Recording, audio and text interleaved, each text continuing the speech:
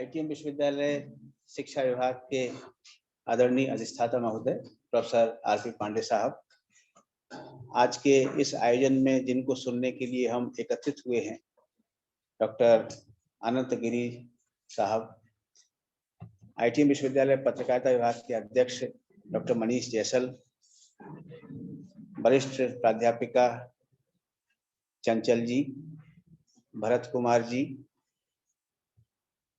शिक्षा विभाग की डॉक्टर सुमन मैडम, आदरणीय मैडम और सभी अध्यापकगण और इस कार्यक्रम के मुख्य संयोजक डॉक्टर रणधीर गौतम जी, प्रिय विद्यार्थियों, मैं बिल्कुल समय नहीं लूंगा क्योंकि हम सब अनंत गिरी जी को सुनने के लिए एकत्रित हुए हैं और मैं जितना ज्यादा समय लूंगा मुझे पता है कि आप कहेंगे कि क्यों वक्त बर्बाद कर रहे हैं, जिनको सुनने के लिए एकत्रित हुए हैं उनको सुना जाए।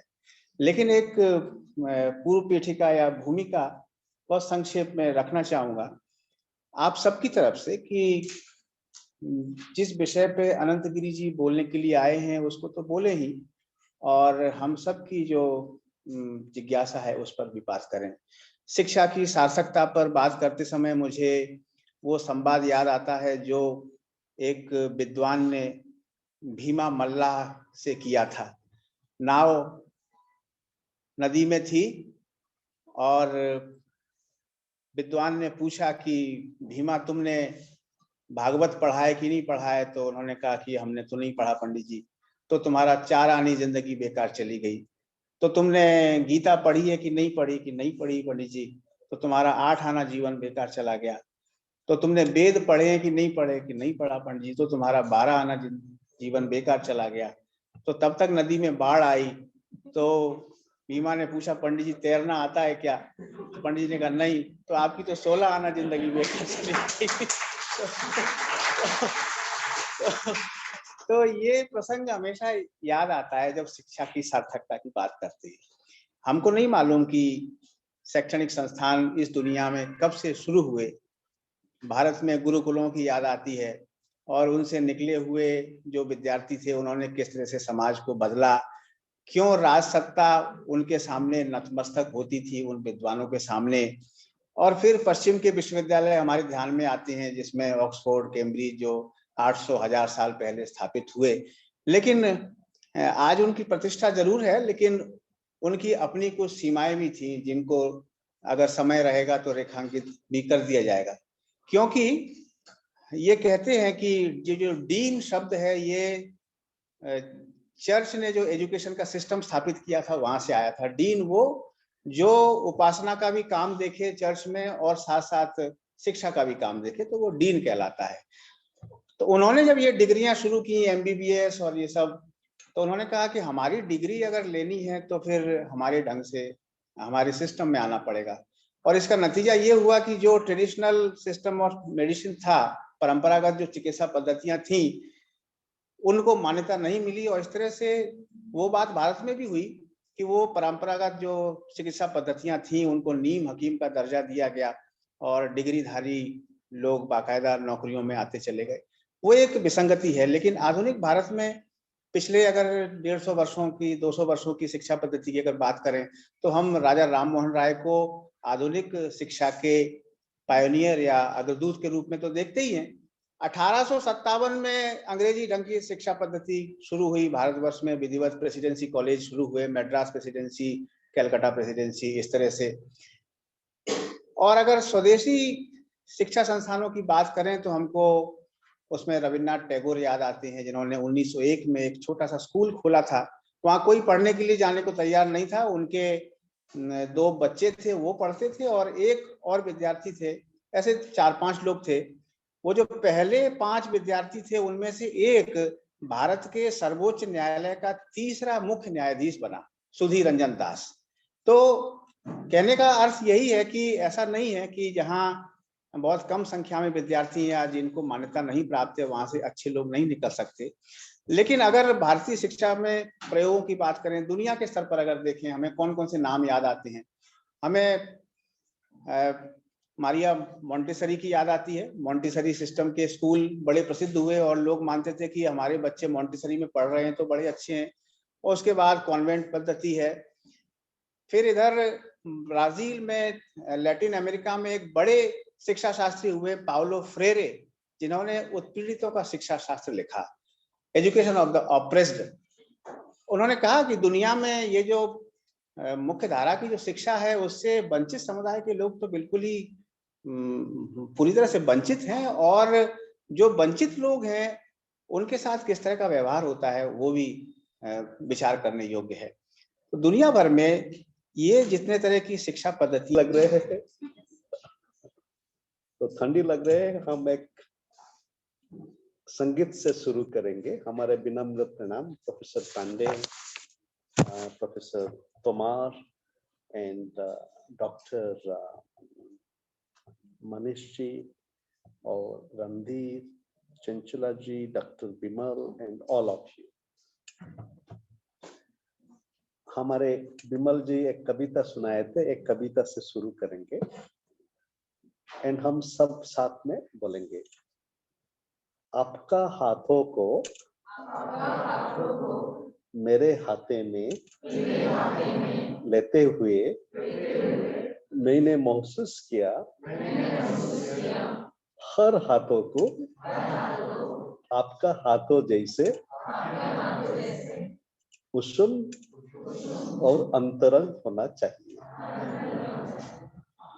इस कविता को जब हम यूनिवर्सिटी को ले आएंगे, यूनिवर्सिटी को भी हम रियलाइज कर सकते हैं। हमारे विश्वविद्यालय, हमारा शिक्षण केंद्र एक कुसुम स्थान होना चाहिए, वार्म प्लेस। क्योंकि हम देखते हैं आज जिंदगी में सिर्फ हमारा एक तरफ से क्लाइमेट चेंज हो रहा है और इसमें उताप बढ़ रहा है, मगर हमारे संबंध में हम सब शीतल बन गए और हमारे लर्निंग स्पेस भी जो है कि हम एक दूसरे को देखेंगे, मुस्कुराएंगे, हम साथ साथ सीखेंगे। और एक आप फैज अहमद फैज का एक है, हम देखेंगे पर हम देखेंगे और हम साथ में मिलेंगे और साथ में मिलकर हम सीखेंगे। हमारे आज का जो यात्रा, संलाप का यात्रा, हम सरस्वती से शुरू किए और सरस्वती के साथ हम और भी गाना बोल सकते हैं। वो है जे ओ शारदा मां, प्लीज जॉइन मी। ओ शारदा मां तू आओ मारा जीवन मां, तू आओ मारा जीवन मां। वाणी मां बर्तन मां, वाणी मां बर्तन मां, मुझ नर्तन मां ओ शारदा, मुझ नर्तन मां ओ शारदा। वो भाषा किस भाषा का है? किस भाषा का है? गुजराती। तो अभी हमारे भारतवर्ष में जीने के लिए हम सबको गुजराती सीखना पड़ेगा है कि नहीं? क्यों है आप जानते हैं क्यों हम सबको गुजराती सीखना? और इसके साथ साथ हमारे यूनिवर्सिटी, ITM यूनिवर्सिटी का जो एक बहुत बड़ा सोर्स ऑफ इंस्पिरेशन, जो बहुत बड़ा सोर्स ऑफ इंस्पिरेशन गांधी है, महात्मा गांधी। हम जब यूनिवर्सिटी का बात करते हैं तो महात्मा गांधी कितने तक पढ़े हुए हैं हम जब देखेंगे। और वो जब इनको 16 ईयर हुआ था, 16 साल का था, वो सौराष्ट्र से कहाँ गए थे? लंदन गए थे। आपको कितना साल है? आपका हमारे अभी जो मीटिंग में जो बैठे हुए हैं सबसे छोटा उम्र कितने साल में? 17 है, 17। अच्छा, मगर आज अभी जो 24 साल भी है, 25 साल में है, वो आपने को खाना पताना नहीं मालूम है जब आप घर को जाते हैं खाना बनाते हैं। And university also does not prepare ourselves. जो गांधी जी ने जो सौराष्ट्र से गए हैं और जब गए हैं पढ़ने के लिए, for that he was excommunicated from his community, है कि नहीं? So Gandhi in the path of learning, सीखने के लिए, so he didn't care that he is going to be excommunicated, वो खातिर नहीं किया। ऐसे हमारे Bhimrao Ambedkar, doctor Ambedkar, so Gandhi also was excommunicated, but Ambedkar ji ne, he began with an experience of excommunication. इनके जब जिंदगी पढ़ेंगे देखेंगे वो कितने आनंद से घर से निकले हैं और एक स्टेशन से उतरे हुए हैं। And like all of us, he is so happy as a young boy, he is on a journey. इनका शायद ग्रैंडफादर का घर को, मामा का मैटरनल ग्रैंडफादर का घर को जा रहे हैं, और जो टांगा वाला जो नीचे हुए वो इनको नहीं लेंगे। And then so but with all this thing Ambedkar ने कितने पढ़े हुए हैं, एंड कैसे पढ़ना संभव हुआ कैसे, क्योंकि वहां पे जो बड़ौदा, फिर गुजरात आ गए हैं बड़ौदा का जो राजा थे वो अंबेडकर को स्कॉलरशिप में सपोर्ट किए, एंड वो कोलंबिया यूनिवर्सिटी आए हुए हैं। एंड कोलंबिया यूनिवर्सिटी आप जब जाएंगे, सो इट इज, वो सिटी ऑफ न्यूयॉर्क में है, और हर इतना बड़ा कैंपस इनका नहीं है, जैसे आपका ITM यूनिवर्सिटी का जितना बड़ा कैंपस है, इसका 1/10 भी कोलंबिया यूनिवर्सिटी का नहीं है।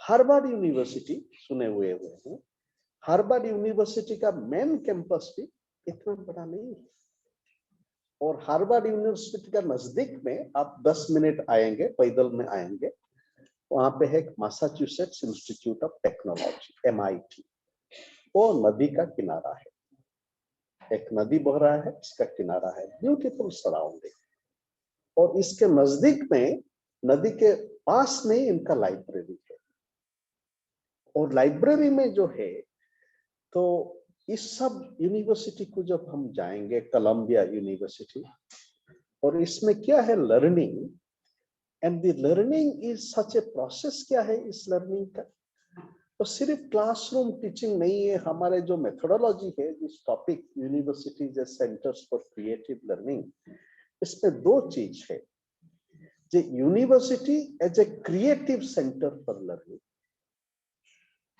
And university as a centre of creative learning. You are all student of grammar and literature, and आप इसका दोनों का रिलेटेड चीज को समझने की कोशिश करें। पहला चीज है, जो विश्वविद्यालय कैसे एक क्रिएटिव सेंटर, सृजनशील सेंटर है कि नहीं है। Now what is the condition of Indian universities and why Indian universities was created? कब इसका मॉडर्न यूनिवर्सिटी कब शुरू हुआ था? 1857 में इंडिया में क्या हुआ? द फर्स्ट वॉर, जिसको हम सिपाही म्यूटिनी बोलते हैं, it is the first war of independence, है कि नहीं? इसके बाद जो 3 यूनिवर्सिटी द क्राउन ने शुरू किया था, कहाँ? बॉम्बे, मद्रास एंड कोलकाता, वो ग्वालियर में नहीं किए थे, वेरी सैड। एंड अब जो पढ़ेंगे, इसका मैंडेट क्या था? सिर्फ एग्जाम पढ़ना और एग्जाम देना और सर्टिफिकेट देना है। So therefore our birth of university, modern university, is born with a very defective imagination. हम क्यों हैं? सिर्फ पढ़ेंगे, एग्जाम देंगे और इसके बाद आएंगे और नौकरी करेंगे, है कि नहीं? और जो 1858 का जो यूनिवर्सिटी हुआ था, इसका पहले जो 1835 में जो मकैला का जो था, ये सब जुड़े हुए हैं, है कि? माकाले जो किया था, जो हमारे एजुकेशन के बारे में क्या किया था, कि हम पढ़ेंगे अंग्रेजी में पढ़ेंगे, और सिर्फ अंग्रेजी में नहीं, जो ठीक है लैंग्वेज, कोई भी लैंग्वेज में आप पढ़ सकते हैं, अरबिक में भी पढ़ सकते हैं, पर्शियन में भी पढ़ सकते हैं। हमारे देश भारतवर्ष हिंदुस्तान का जो लैंग्वेज क्या था, पर्शियन ही था, लैंग्वेज ऑफ कम्युनिकेशन। मगर अभी हम पर्शियन शब्द भी सुनते हैं। तो यूनिवर्सिटी हमारे देश में शुरू हुआ है as a centre for examination, मगर विथ दिस धीरे धीरे धीरे धीरे जब कलकत्ता यूनिवर्सिटी देखेंगे, we had a very legendary vice chancellor there, Sir Ashutosh Mukherjee. And then around 1901 हमारे प्रोफेसर तोमर ने he has spent time with Shanti Niketan. वो भी जब शांति निकेतन में गुरुदेव ने जो एक स्कूल से शुरू किए थे, then विश्व भारती आया है। तो of course Shanti Niketan, Gurudev Tagore was animated by a deep vision। इनका जो और एक संगीत साथ में गाएंगे, विश्व साथे जोगे जे थाई बिहारो, बोलिए, विश्व साथे जोगे जे थाई बिहार, সেইখানে যোগ তোমার সাথে আমারো। So what is the university? विश्व of course इस संघ का डिफरेंट कंटेक्स्ट में हम इनको एक्सपीरियंस कर सकते हैं, मगर अभी विश्वविद्यालय कंटेक्स्ट में हम इसको जब अनुभव करेंगे, विश्व साथे जोगे जथाए तो बारा। सो यूनिवर्सिटी एक प्लेस ऐसे है जहां पे हम विश्व के साथ हमारे जोग होता है।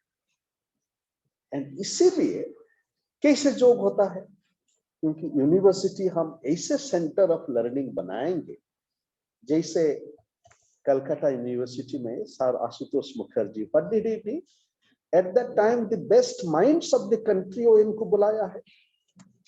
Sir Sarvepalli Radhakrishnan, so he was the south India, कहां थे?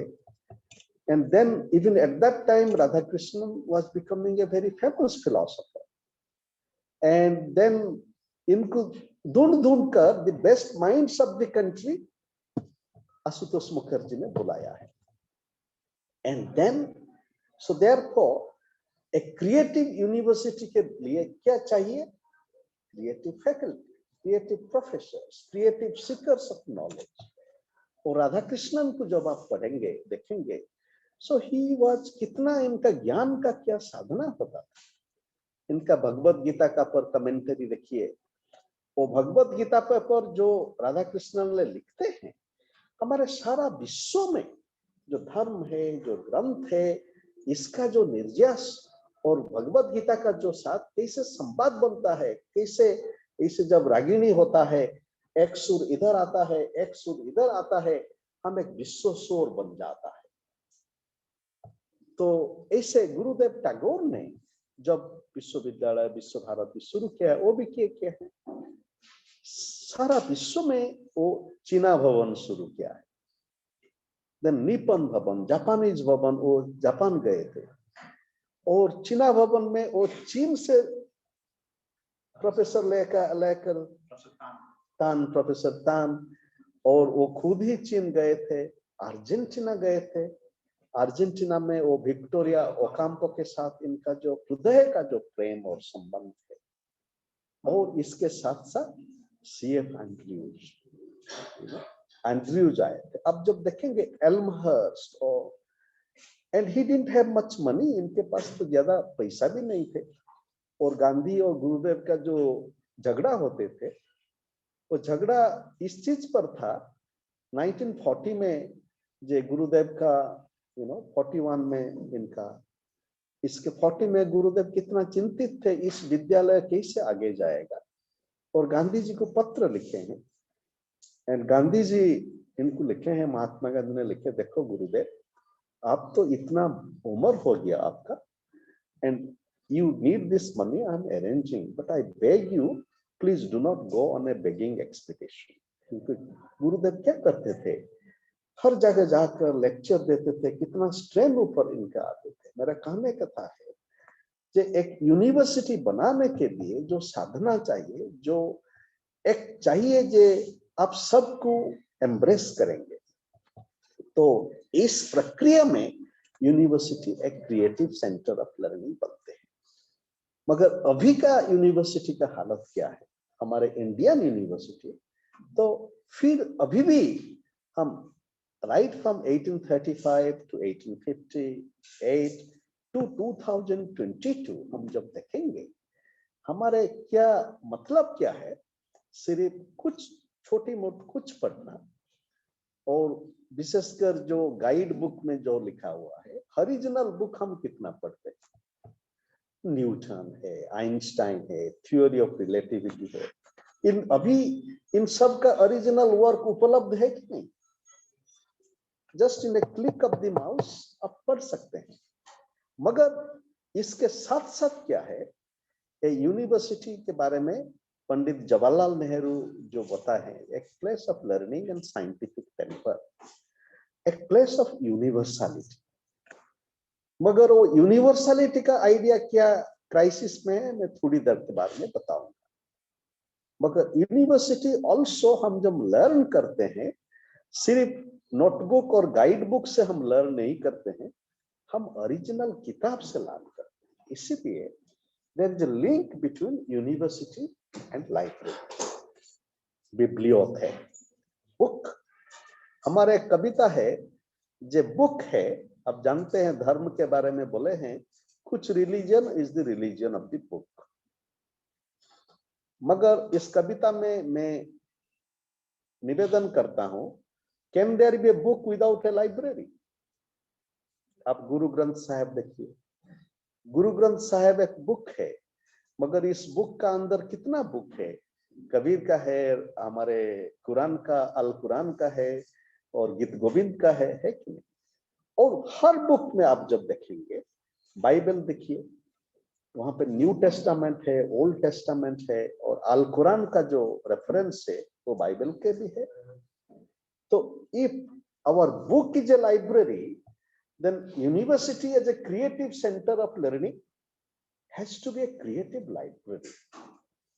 और लाइब्रेरी का जब प्लेस हमारे यूनिवर्सिटी का क्या है, मैं कुछ साल पहले 2007 में हम घूमते थे, और मैं स्कॉटलैंड में था, मैं ग्लासगो में था, and Glasgow is a beautiful university, where Adam Smith पढ़ाते थे। And Cambridge, Glasgow, Oxford, Edinburgh, सब जब जाएंगे, स्पेशली कैम्ब्रिज, कैम्ब्रिज में मैं था, 1 हफ्ता था 1999 में। Such an exciting place, every day so many important lectures, ideas। Similarly Harvard जब जाएंगे आप, every day कम से कम 300 lectures होगा, such many schools, and everything is open to the public। देखिए, एंड इसके साथ साथ और क्या होता है, एंड हार्वर्ड में जो भी मीटिंग होता है, इसके साथ साथ कुछ स्नैक्स एंड ब्यूटीफुल लंच भी प्रबंध होता है। एंड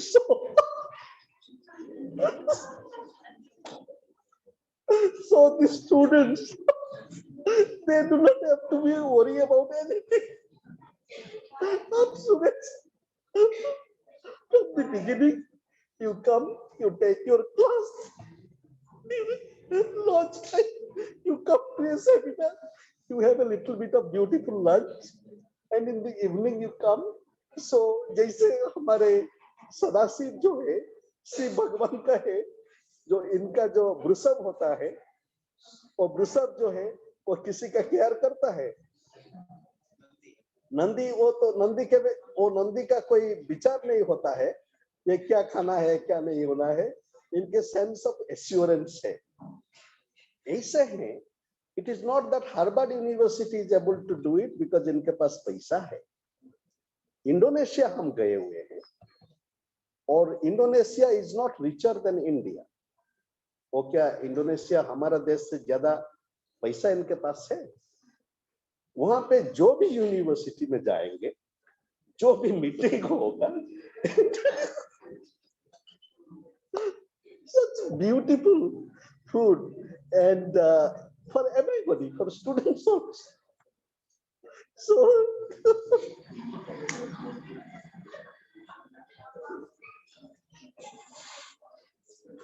so ऐसे है जो लाइब्रेरी है, तो लाइब्रेरी का हालत क्या है? पहले तो हमारे यूनिवर्सिटी में, मैं बहुत सारी यूनिवर्सिटी गए हुए हूँ, मैं जहां भी जाता हूँ, मैं जो सिटी को जाता हूँ, मैं दो चीज को, मैं 1 घंटा के लिए भी जब जाएंगे, दो चीज में विजिट करता हूँ। एक है लाइब्रेरी एंड दूसरी चीज प्लेसेस ऑफ वर्शिप। जो भी है, जो भी धर्म का है, जो भी देश का है। So I was coming from Glasgow to this place, another city in Scotland, and then I was rushing because the library, it is already becoming 6 o'clock, and हम रास्ते में चलते थे, मैं पूछा, दो लेडीज चलते थे, मैं पूछा where is the library? वो बोले हम नहीं।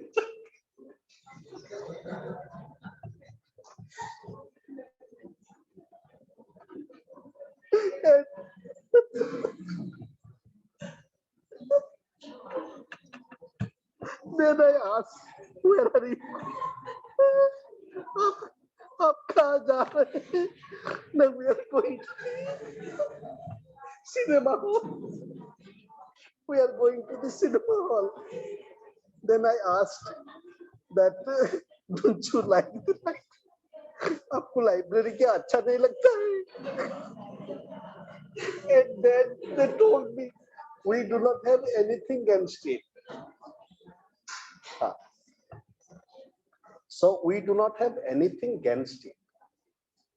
इसका मतलब है, हम जब दिखेंगे हमारे कितना टाइम हम लाइब्रेरी में, हमारे स्टूडेंट्स जब है, फैकल्टी जब है, कितना टाइम हम लाइब्रेरी को जाते हैं। So continuing very briefly then, so university as a creative center of learning includes this kind of processes. Library जब होगा, लाइब्रेरी है मगर वो कौन जाता है कि क्या करते हैं हम लाइब्रेरी में? And if you go to the library, if there is a library, but if nobody goes there, and then what is a vision of a creative library? Now, have you ever found a library in India where you can also sleep? But ऐसे एक से sofa है, you can also sleep up library में, you are studying and you become tired and you can sleep for a moment. दिखा है? In India, I have only seen one library which is that, and that is the library in Auroville. Auroville का नाम Pondicherry. Auroville is a different kind of space. It is a space of life learning. और आप जब Utrecht university जाएंगे, वहां पे भी library में सोने के प्रबंध है। So if you get free and if you feel tired, if you can sleep, then you have more possibility to creatively learn, isn't it? So very quickly then, I would like to, in this background, I would like to bring to certain issues, beginning with Saraswati. That Saraswati is a river of learning, love, labor and learning. और सरस्वती क्या करते हैं? गंगा और यमुना, इस नदी दोनों को जो मिलाते हैं वो Saraswati. So similarly, university as creative center of learning has to create that process which would bring Ganga and Yamuna together. And today, what the university is suffering from is a logic of fragmentation. बहुत साल पहले एक CP snow एक scholar थे, वो बोलते थे भी two cultures, science and arts, and that is a very destructive separation. अभी हमारे पास जो जीवन का जो आमंत्रण है, हम सबको साइंस के साथ बहुत कुछ सीखना है, साइंस एंड टेक्नोलॉजी, इसके साथ आर्ट. इसीलिए the whole vision of a creative center of learning is that how do we integrate science, technology, art and humanity. So university, modern university, I would conclude in 5 minutes, please. So modern university जो discipline है, इस discipline को हम कैसे एक दूसरे के साथ जोड़ेंगे. Homo disciplinus. You are a student of law, then you become only a student of law. I am a student of sociology. I become a student of sociology. Not only that, I also want to assert that the world is sociological.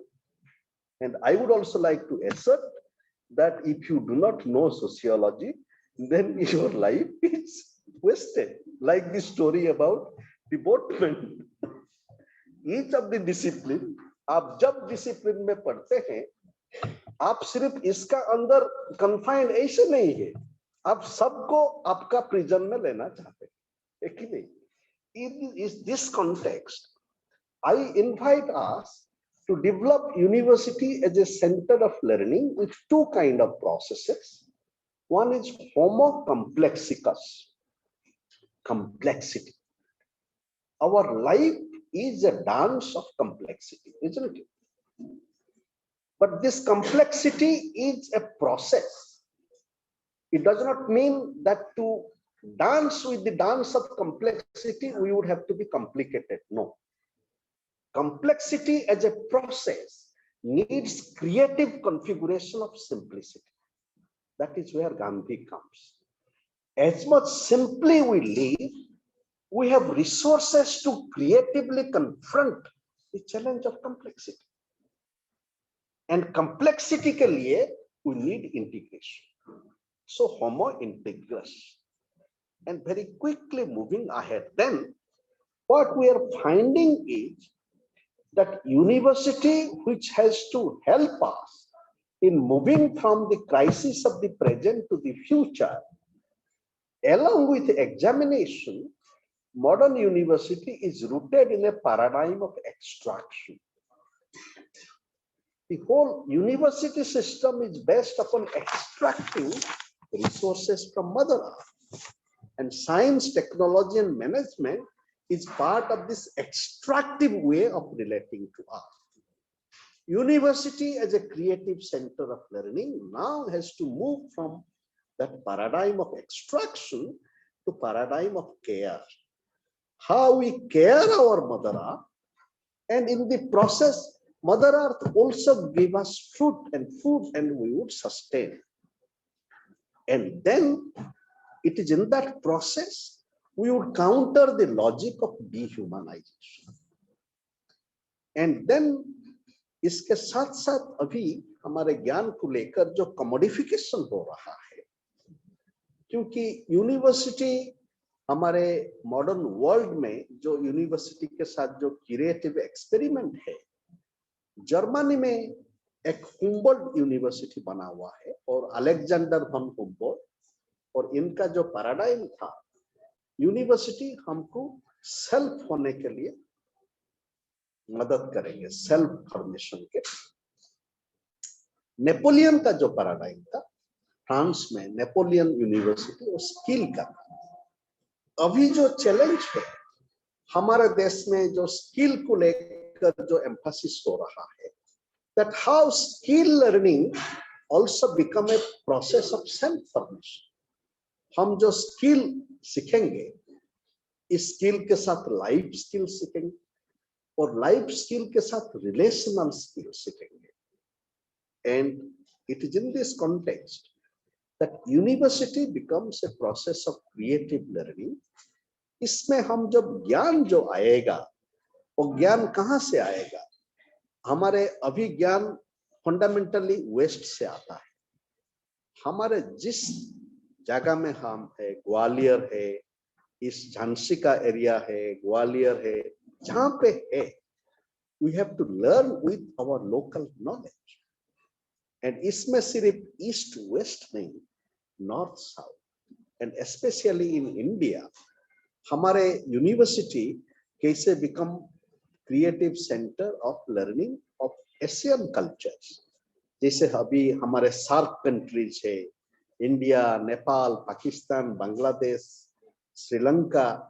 Think of how exciting our learning would be that if we also spend some time with different parts of India, South Asia and the world.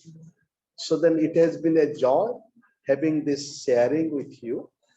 And if you have a minute, I would present one or two points, but maybe after a little bit of discussion. Thank you for your consideration.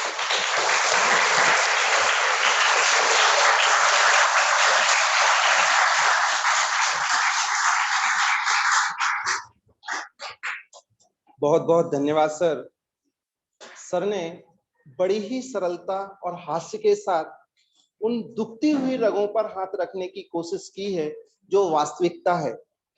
जिस तरीके से हम अध्ययन और अध्यापन से दूर होते जा रहे हैं, जिस प्रकार लाइब्रेरी को एक सोने का स्थान हम स्वीकार करते हैं और जिससे जो सृजनात्मकता है, क्रिएटिविटी है, वो कभी भी विकसित नहीं हो सकती है। कहा जाता है कि ज्ञान समान न आन जगत में सुख को कारण, यह जन्मामृत जन्म जरा दुख रोग निवारण। अर्थात ज्ञान के समान दुनिया में कोई भी ऐसा उपकरण नहीं है जो हमें प्रतिष्ठित कर सके, हमारी समस्याओं का निवारण कर सके, चाहे वो ये लौकिक समस्याएं हो अथवा पारलौकिक समस्याएं हो। यदि आपके पास समस्या है तो उस समस्या का निदान केवल ज्ञान के द्वारा होता है, और वो ज्ञान का जो भंडार है वो लाइब्रेरी हुआ करती है, जहां से जाने के बाद व्यक्ति के अंदर जिज्ञासा पैदा होती है और उस जिज्ञासा का परचम उसके जीवन में होता है या होना चाहिए। भारतीय संस्कृति है जिन्होंने कभी भी किसी की जिज्ञासा का समन नहीं किया, अपितु कैसे जिज्ञासा बढ़े, आप कैसे जिज्ञासु हो, इसके लिए प्रेरित किया है। चाहे वो हनुमान का उदाहरण हो, चाहे ध्रुव का उदाहरण हो, चाहे नचिकेता का उदाहरण हो। पर ये जो व्यवस्था है ये पाश्चात्य संस्कृति में देखने को नहीं मिलती। आप सुकरात को ले लीजिए, प्लेटो को ले लीजिए, ये जिज्ञासु थे, ये आपसे बात करते थे ईश्वर कौन है, तो कहे नहीं, जहर देके खत्म करो इसको, समस्या ही निर्मूल कर दो। ताकि जिज्ञासा पैदा नहीं होगी तो हमारे जो अंदर में पुट हैं उन्हें कोई खोलेगा नहीं। पर भारतीय संस्कृति ईश्वर पर भी अपनी कलम चलाती है, ईश्वर को भी कटघरे में खड़ी करती है, और ये केवल जिज्ञासा से ही संभव होता है। वरना जो है उसको आप स्वीकार करोगे तो जितने भी अन्वेषण है, खोज है, रिसर्च है, ये वहां जाकर स्थगित हो जाएगी, रुक जाएगी। क्योंकि जितनी भी रिसर्च हो रही हैं, होंगी या होने वाली हैं, वे सारी की सारी रिसर्च जिज्ञासा से ही चलती हैं, और वो जिज्ञासा का जो जन्म है वह लाइब्रेरी से होता है। इस तरीके के विचार हमारे बीच में प्रस्तुत किए प्रोफेसर गिरी ने। मैं इसके बाद कार्यक्रम के अंत में आदरणीय डॉक्टर संजीव जी भारद्वाज को निमंत्रित करता हूं वोट ऑफ थैंक्स के लिए। Sir.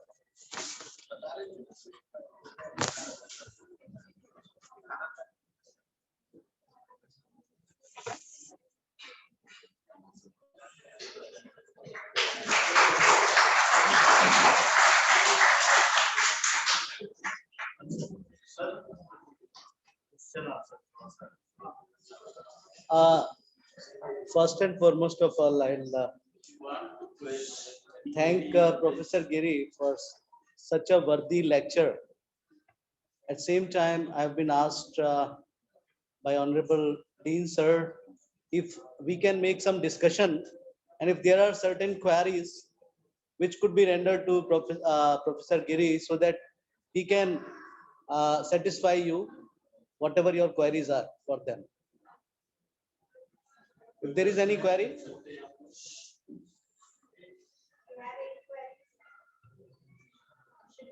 Your questions are welcome. It's a burning topic, creativity. Enormously important skill in 21st century.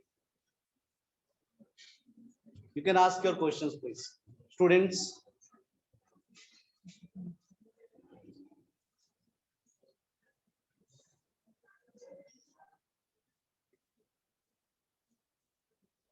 At least one question.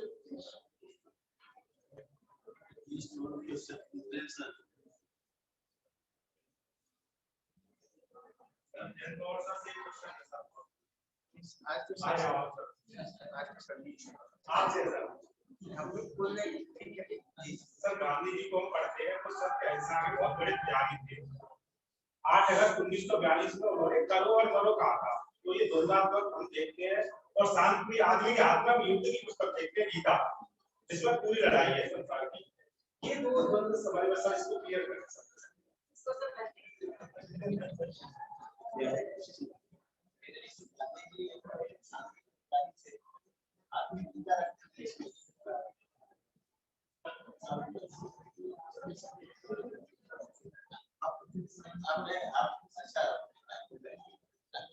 Okay, then one or two other thoughts. थोड़ा संवाद हो जाए महाराज sir some thoughts from you. Sir, on the topic itself. चूंकि universities की बात हो रही है तो भारत सरकार वर्तमान हाल की प्रेजेंट में की बात हो रही है भारत सरकार वर्तमान में कौशल विकास की बात